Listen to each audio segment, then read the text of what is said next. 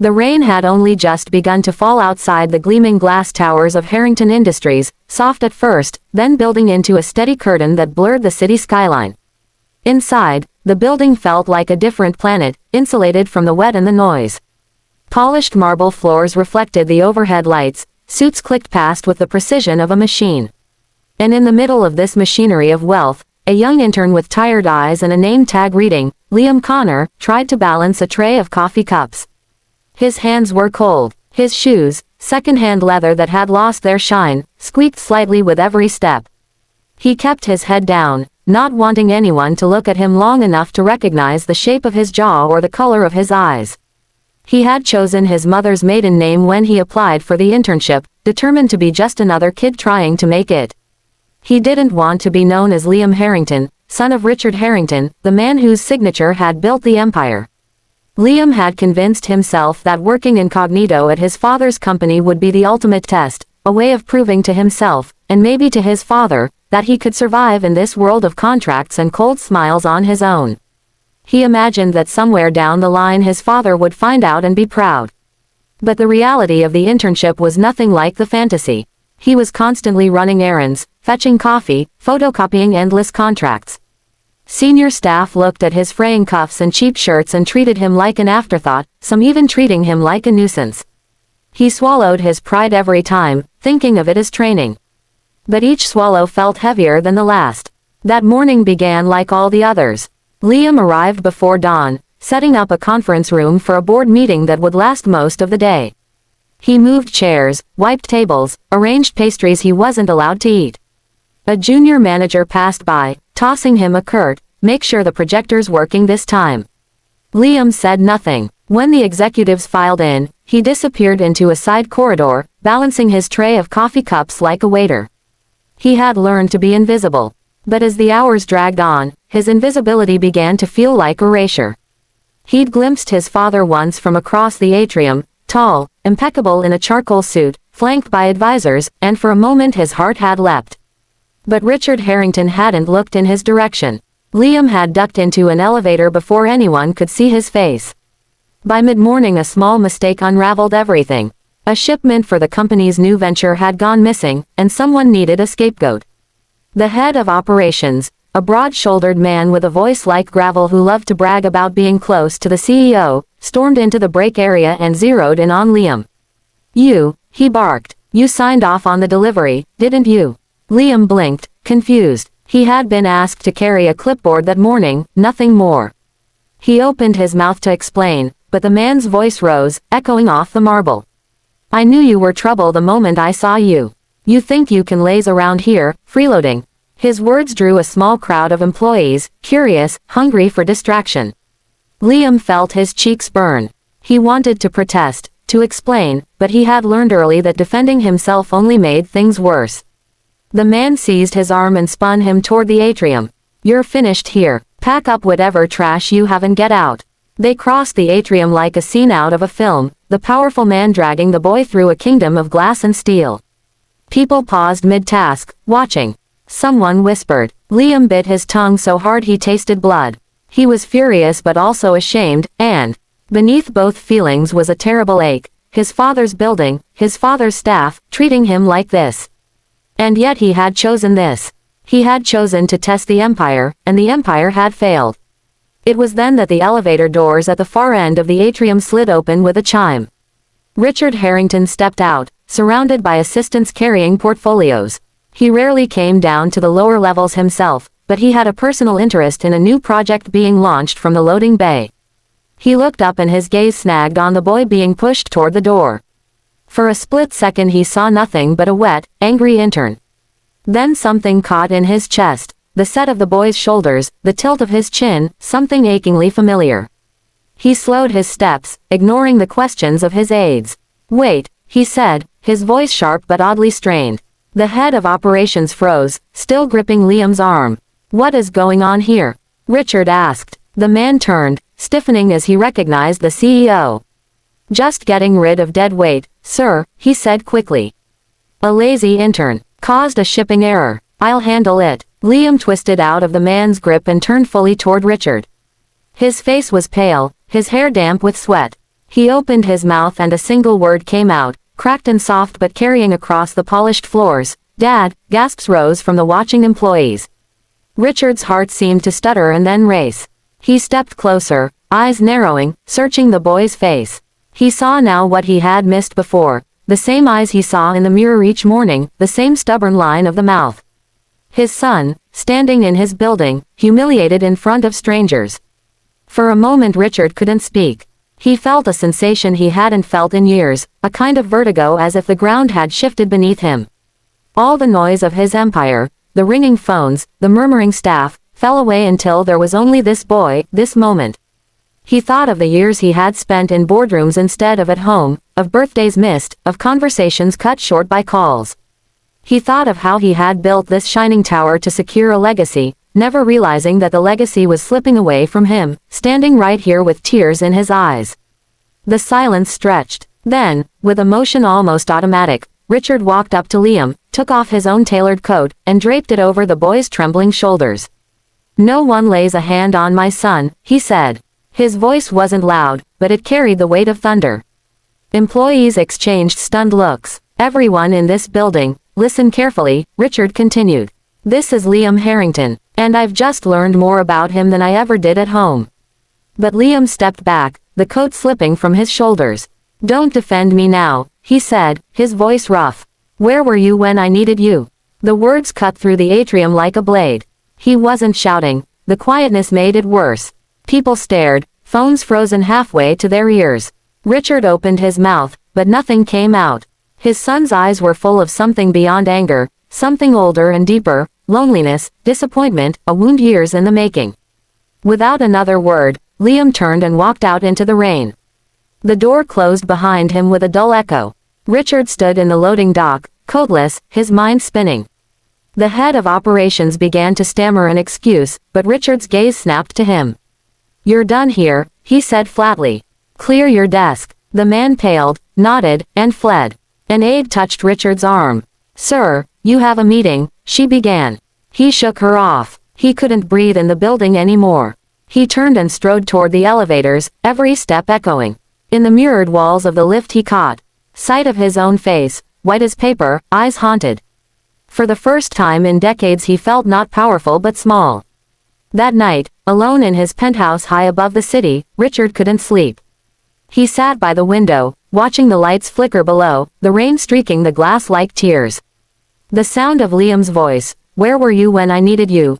echoed louder than any boardroom argument, louder than the applause he usually craved. He poured himself a drink, then set it down untouched. His phone buzzed with calls from his PR team, from executives trying to spin the story before it reached the press, but he let it ring. What good were spin and statements when he didn't even know where his son lived? He thought of the boy's life, the things he had missed. He thought of the internship application he must have submitted under a false name, the mornings Liam must have risen early to catch the train, the lunches eaten alone. And what had Richard been doing? Flying to another city, shaking another hand, signing another contract. He had built a fleet of cars, a private jet, a house so large it echoed. But he didn't even know which street his son was walking now, drenched in rain. He sat there until dawn, the city turning from black to gray.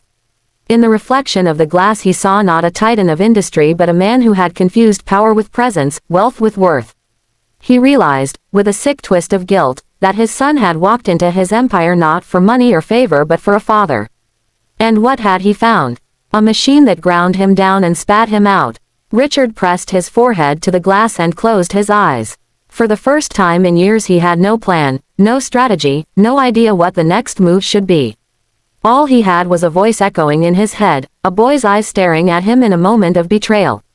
He knew only one thing with absolute clarity: he could not let this be the end of their story.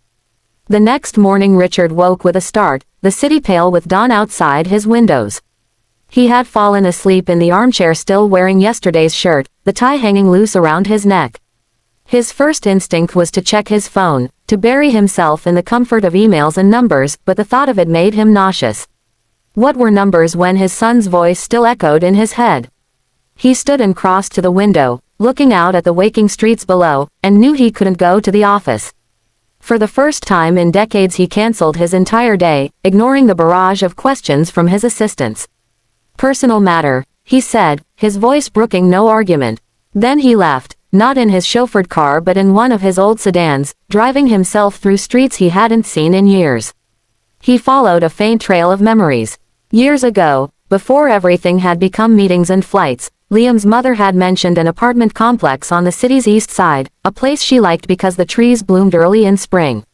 Richard drove there now, through neighborhoods where the pavement cracked and the shopfronts were faded, nothing like the gleaming district where his offices stood. He parked on the curb and looked up at a weathered brick building with peeling paint. For a long time he just sat there, engine ticking, wondering what he would even say if Liam opened the door.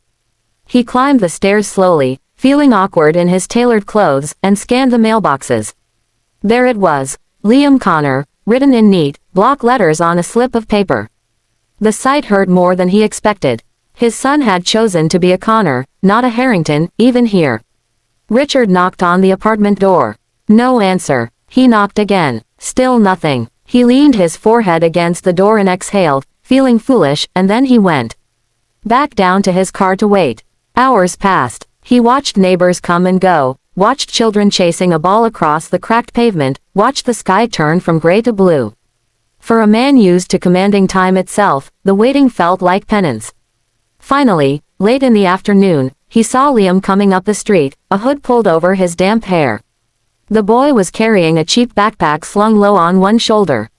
He stopped short when he saw the black sedan parked outside and his father standing there. His body tensed as if to turn around. But Richard stepped forward, hands open, palms out like someone approaching a frightened animal. "I came to apologize," he said. His voice was quieter than the traffic but it carried. "Not as your boss, not as a billionaire, as your father." Liam's jaw tightened. "You only care now because everyone saw it happen," he said. His eyes were hard but his voice shook. He moved to brush past, but Richard blocked the stairwell without touching him. "No," Richard said softly. "I care because I finally saw you." The last word cracked like something breaking open. They stood there in silence, the only sound a dripping gutter and the distant honk of a car. Finally Liam brushed past him and unlocked the apartment door. "You can come in if you want," he said without looking back. Inside, the apartment was small but neat. A single couch, a table stacked with textbooks, a poster peeling from the wall. Richard sat stiffly on the edge of the couch while Liam dropped his bag and stood by the window, arms crossed. "I know you're busy," Liam said flatly. "So say whatever speech you've prepared and then you can go back to your tower." "I didn't prepare a speech," Richard said. He looked at the table, at the textbooks, economics, business ethics, public policy, and felt another pang. "I just want to listen." Liam gave a short, incredulous laugh but said nothing. Richard tried again. "I want to know why you came to the company under a false name. Why you didn't tell me." His voice was unsteady. "I want to know where I went wrong."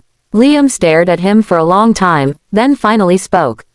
He told him everything. How he had felt invisible at home, how the only way to be near his father's world was to enter it as a stranger, how he had thought maybe working his way up from the bottom would prove something, to both of them. He described the long mornings catching the train, the whispered insults about his clothes, the day he had been accused of a mistake he hadn't made. He admitted he had wanted to see whether his father's empire truly valued people or just profit, and that the answer had broken something inside him. Richard didn't interrupt. He didn't defend himself. He sat with his hands clasped and listened, really listened, for what felt like the first time in years. When Liam finished, there was a long silence. "I can't undo what happened," Richard said finally. "But I can change what happens next. If you'll let me." Liam's shoulders sagged. "I don't want a title or a trust fund," he said quietly. "I just wanted you to notice me." His voice cracked. Richard swallowed hard. "I see you now," he said. "And I want to do better. Not just for you, but for everyone who works for me. Help me fix it. Work with me, not as an intern, as my partner. Help me build a company where no one is treated the way you were." At first Liam hesitated. The wound was too fresh, the years too heavy. But he saw his father's eyes, tired, humbled, human. Slowly he nodded. "If we do this, we do it differently," he said. Richard nodded once, a silent vow. The following weeks became a turning point. Richard returned to his offices but not to the old routines. He called an emergency meeting with his senior staff, told them what had happened, and announced sweeping changes. He reinstated Liam, not as a pampered heir but as a junior executive tasked with reforming the internship program. He introduced mentorship initiatives, raised entry-level wages, and required every senior manager, including himself, to spend 1 day a month working at ground level. Employees who had once whispered about the aloof CEO now saw him walking the factory floor, greeting staff by name, taking notes on conditions. Some thought it was a stunt for publicity, but week after week he kept showing up. Liam, meanwhile, began earning respect not by his surname but by his ideas. He designed a program that funded education for low-income interns, pairing them with mentors and tracking their progress. He proposed changes to how performance was evaluated so that mistakes led to coaching, not humiliation. Slowly, employees began to see the two of them side by side, not as a monarch and his prince but as a father and son working shoulder to shoulder. The story of the incident had leaked to the press, but instead of trying to bury it, Richard embraced transparency. "We failed one of our own," he told a business journal. "Now we're making sure it never happens again." Their relationship wasn't instantly perfect. There were still arguments, over policy, over long hours, over old hurts. Sometimes Liam would flinch when Richard raised his voice in a meeting. Sometimes Richard would revert to giving orders instead of listening. But they kept showing up. They scheduled weekly dinners, no phones allowed. They started volunteering together at youth centers on weekends. Slowly, painfully, they began to build something like trust. A turning point came one rainy afternoon, much like the day of their confrontation. They were visiting one of the company's warehouses, speaking with interns, when a young woman nervously confessed she was struggling with her workload. The manager started to snap at her, but Richard held up a hand. "Let's find out what she needs," he said calmly, and turned to Liam. "You've been there. What do you suggest?" Liam outlined a mentorship plan on the spot. The manager took notes. The young woman's eyes filled with relief. Richard caught Liam's eye and gave a small nod, pride and humility mingled. Weeks turned into months. The company's culture shifted. Productivity even rose, but more than that, morale transformed. Workers began posting photos of Richard and Liam sweeping floors, carrying boxes, sitting in the cafeteria. One image, Richard in rolled-up shirt sleeves beside his son, went viral with the caption, "The billionaire's wake-up call." News outlets called it a redemption story. Richard didn't care about the headlines. What mattered was that when he looked at his son now, he no longer saw a stranger. 1 year later, at a company-wide meeting, Liam stood on stage beside his father. The auditorium was packed. Employees from every level of the company gathered to hear the results of the new initiatives. Richard had prepared remarks, but at the last moment he stepped back and let Liam speak instead. The young man talked about dignity, opportunity, and forgiveness. He told his own story not to shame but to inspire. "We're not perfect," he said, "but we're trying. And trying matters." The applause was thunderous, echoing off the walls. Richard leaned over and whispered, "Thank you for giving me a second chance." Liam looked at him, eyes steady. "Thank you for taking it," he replied. After the meeting they walked outside together. The rain had stopped, leaving the city washed clean. For a long moment they stood on the steps of the building, the glass towers shining above them, the same building where everything had fallen apart and then begun again. Richard put a hand on his son's shoulder. "Whatever happens," he said, "I'm here. Not just as your CEO, not just as your father, but as someone who's finally learned what matters." Liam nodded, and for the first time in years, the distance between them felt like it was truly gone. They walked down the steps together, side by side, into a future neither of them had fully imagined but both were ready to build. And in that quiet, shared space, they discovered the kind of wealth that no balance sheet could ever measure.